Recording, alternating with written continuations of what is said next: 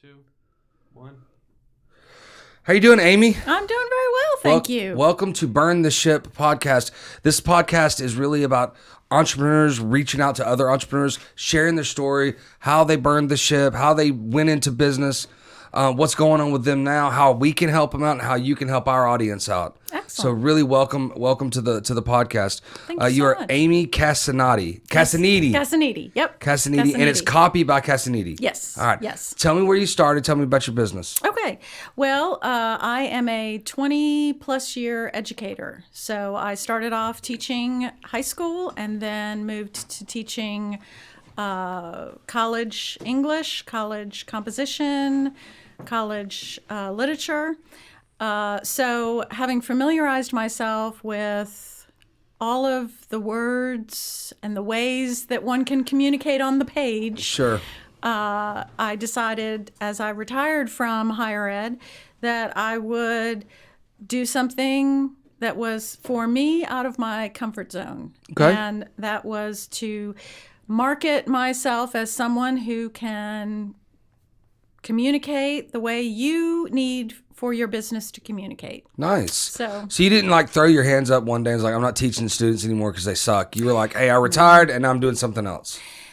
You know, I have to say, I never got to that point where I felt like I want out of the classroom.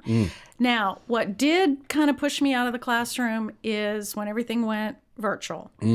I like to be in front of people. I like to be around people, and communicating virtually or the online courses where it's asynchronous. The course is loaded up.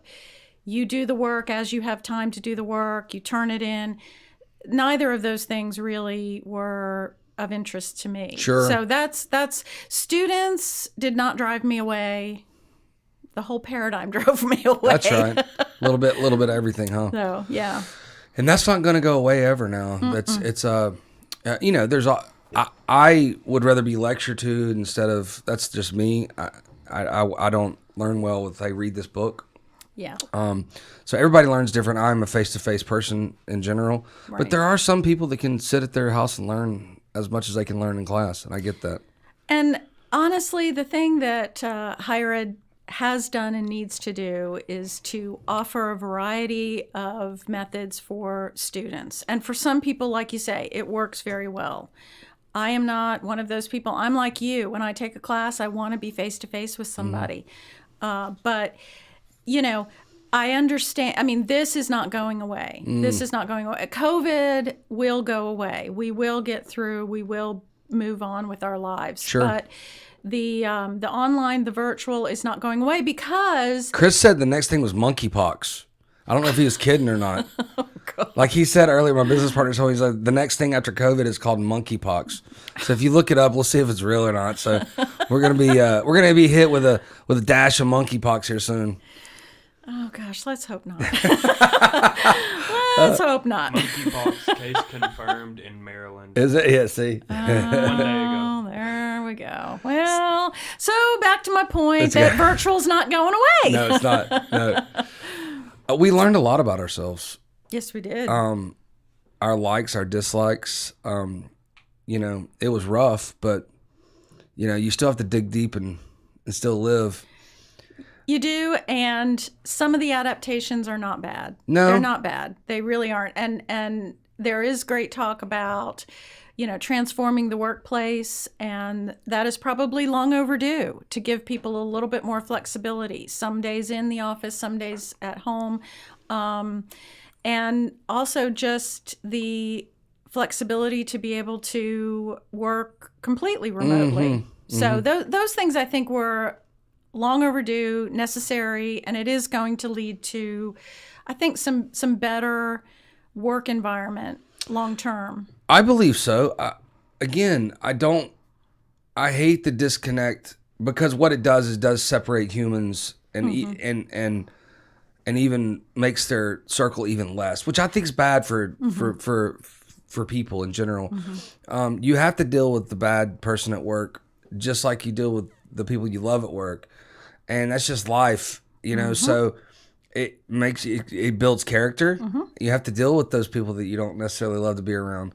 So I hate that. And there are businesses that you can do that with. They can work remote and it's fine. They're going to get their work done. It's great. There's some businesses that you just can't do that. And they're trying to turn some businesses into that. And they're like, you can't do that, man.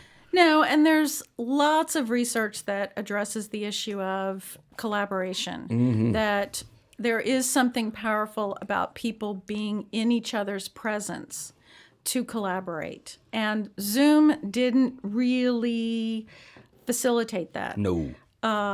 Because it is probably not as sophisticated as it needs to be, because we've all discovered that when people start to talk over each other a little bit, it is hard to follow and to be clear. Sure. Versus when you're in a room with people, if there's talking over, the conversation can still flow.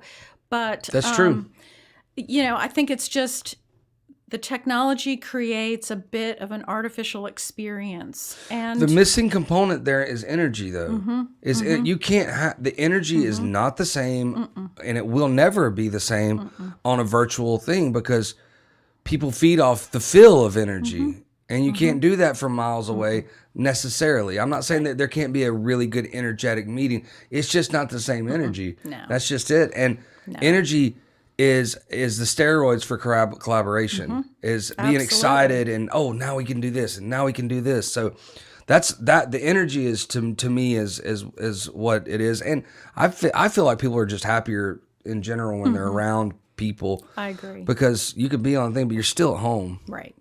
I dropped my. You're still at home. You're still at home doing nothing. I mean, but on the computer. So now again, lots of good things. You don't have to grocery shop anymore if you don't want to. There you go. Which I love I love going to the grocery store now, because I'm a grocery store guy, and really the thing that you will save money if you don't go to the grocery store. Right. If you click off and that is dang sure true with me. I know I spend 20% more every time I go to the grocery store instead of order online, because you're like, I need this, I need this, I need this, I need this. Right. But man, if you go past that cheese section with that $8 little block of cheese, like this is this big, you're like, man, I really want to try that. You won't buy that online, No. but you'll grab it and go, I'll try that. So those types of things. And when you go to the grocery store, you have all the like Publix or Kroger, somebody pushing a cart, ordering for other people, and they know where everything is. So it's easy on every aisle to go, hey, do you know where this is? And they're like, oh yeah, it's over there. Yep. So you have a built-in like customer service person on every aisle, which is awesome. Yeah. I mean, it really is the moment of inspiration. I didn't know I needed, wanted, would like to, and there it is in front of me. So I think I will. Yeah, and I told this to all the guys. I said, I think, and I don't see it yet, Bailey, but remember I said, I think there'll be a lot of different music and great movies coming out the next 2 years, because people kind of were in their own cave, and people that are artists, if they get away, they were like forced to go away. And that's like people go and do their albums in different cities to get out of the way. Like Muscle Shoals was that. I'm going to get out in the middle of nowhere, and they did crazy amounts of albums, and lots of places were like that. And I said, they're forced to do it in their own basements. So I feel like there's going to be a lot of good music in the next couple of years, and there's going to be a lot of good movies, because at this point we're just seeing the same movies over and over, or we have been. So we'll true. We'll see if I'm right about that. I think I am. We'll see. We'll see. So tell me about your business a little bit, like because you just retired just like a year ago then, if it's then. Right.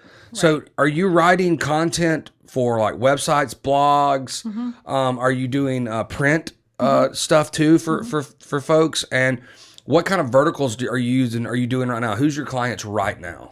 Well, again, it has focused primarily on clients who are marketers. Okay. Who want that content for the World Wide Web. And that may be another COVID thing too. People who did not rely on the web to promote their business suddenly realized, if I'm going to be at home, there's going to have to be another way for people to find me. So I think that not only have people added in websites that may not have had them before, People have been tinkering with their websites. So that is where a lot of my work has come in, is to create that content. So you're not working with the end user, but the person that's doing the marketing for the end user. Exactly. Okay, cool.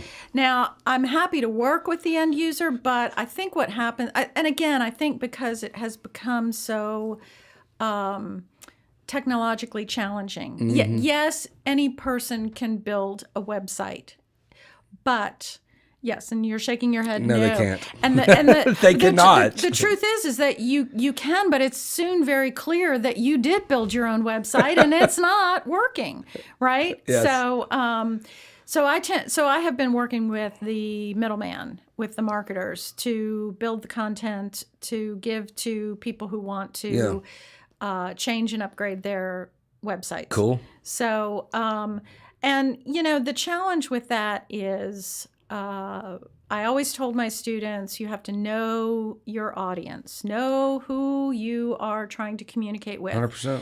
And what's the goal of that communication? Exactly. Exactly. And so, the audience for the World Wide Web is human, but it is also robotic, right? It is appealing to those algorithms that Google likes.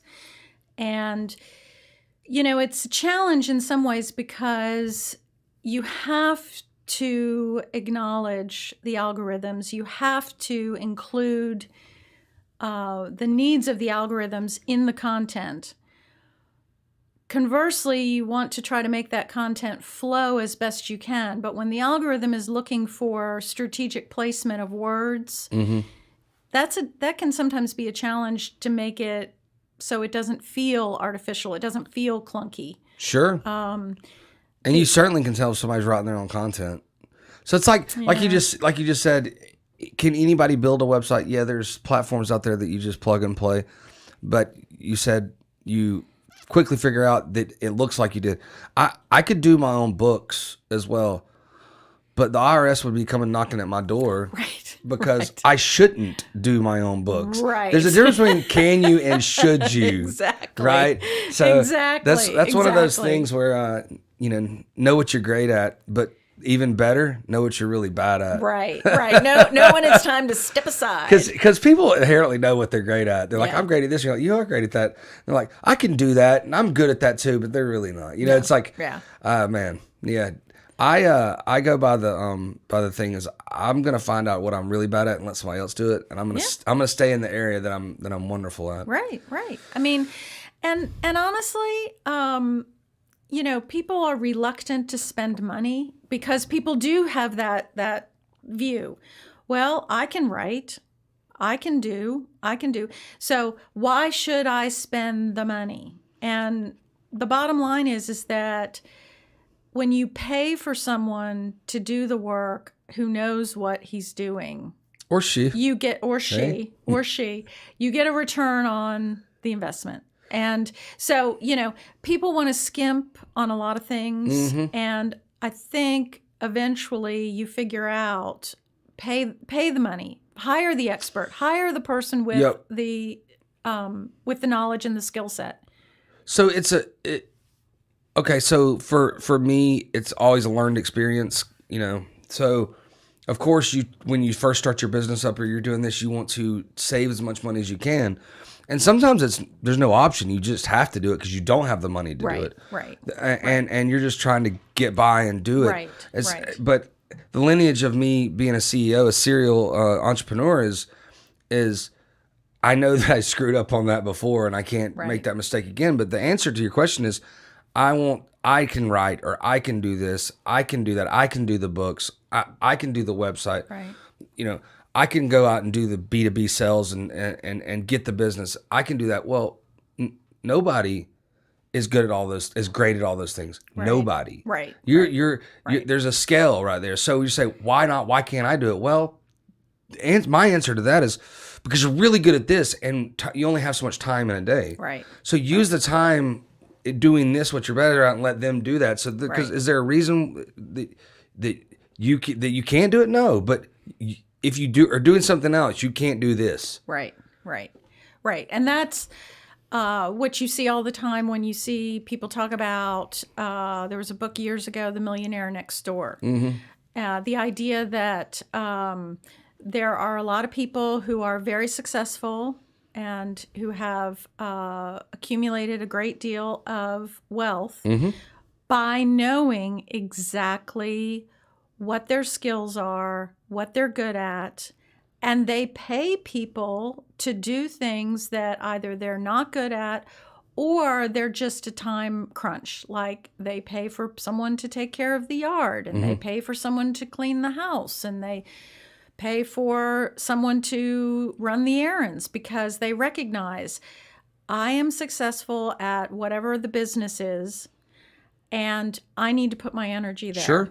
Absolutely. So, so it's not to become successful. You do have to, I think, make those calculations. When do I spend money and when do I not? And sometimes the answer is spend the money. Oh yeah, for sure. For sure. Probably more often than not, the whole thing is, do you have it? And do you have to learn how to do it? Which there's something to be said about that. I don't have the money. I need to do this myself, and it needs to be done. So you take your licks and you do it. Let me ask you a question. So if it's a vertical that you don't have much knowledge in, how do you write content on that? Well, again, I have been well prepared through being in academia for 25 years, because one of the things that I focused a lot on was to teach my students how to do research. And the internet has made research, on the one hand, much easier, but it's also made it much more complicated because you don't know if it's real. You don't know if it's real. And unfortunately, people do not want to take a moment and engage in some critical analysis. So, even something as simple as those URLs will give you a lot of information.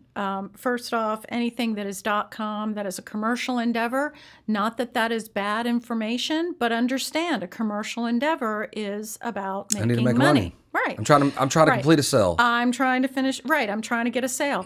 So, .gov is a government website, which again, we don't have to get into the nuances of how accurate the government is all the time, but the underlying assumption is that the government is putting out information for public benefit. It's not putting out information to skew one way or the other. And again, that's just one quick way to. You feel think like they about should sources. be, anyways. I mean, look, the government is the government, so they should have the most accurate information on any one subject, right?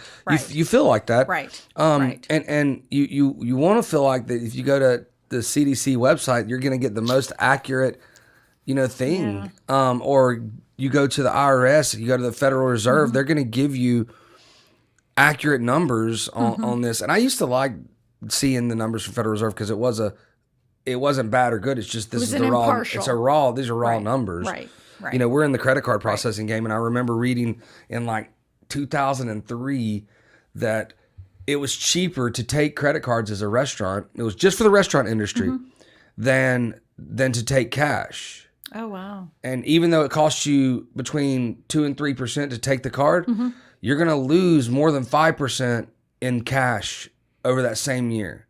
Yeah. Which seems counterintuitive. A bartender puts it away. You get robbed one time. You lose $5 here and there. Right. Well, that amounts to more than 3%, where when you're swiping the credit card, it's going around in your account. Exactly. You can't lose it unless you take it out and lose it yourself. Right.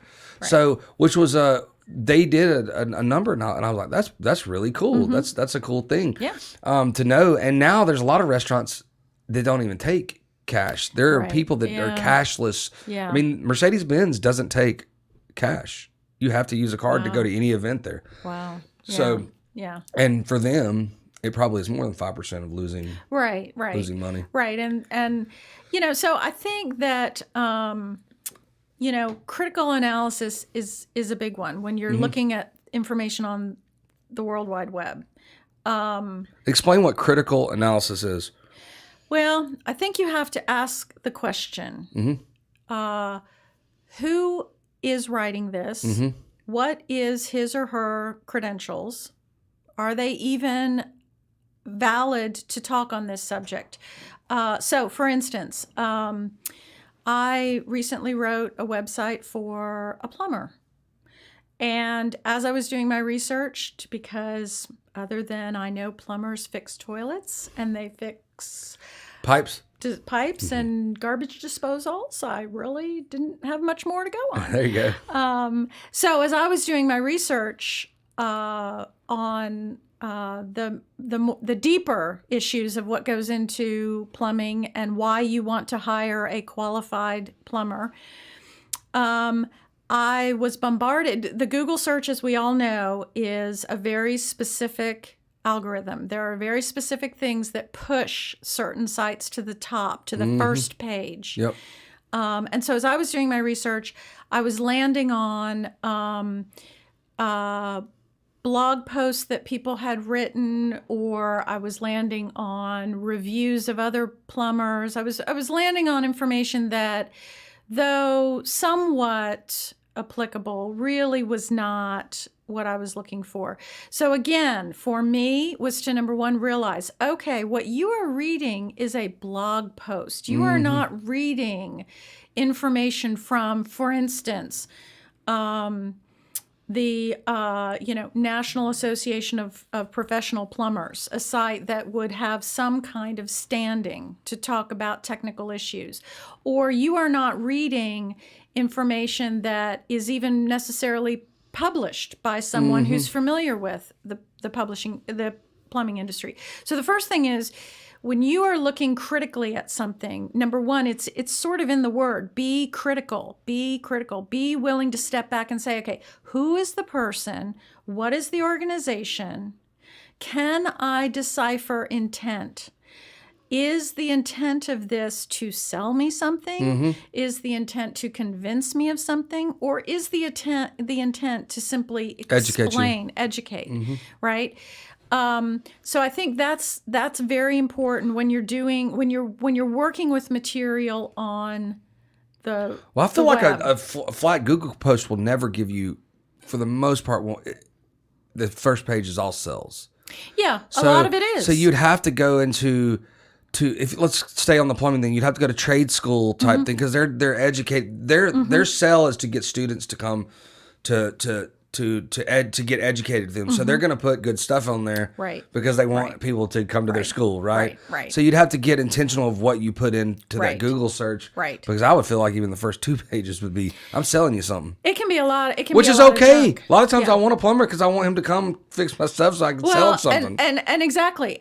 And sometimes you look at those sites and you think, I know why this plumber is why his website's coming to the top of the list, because it's a really good website full of lots of information.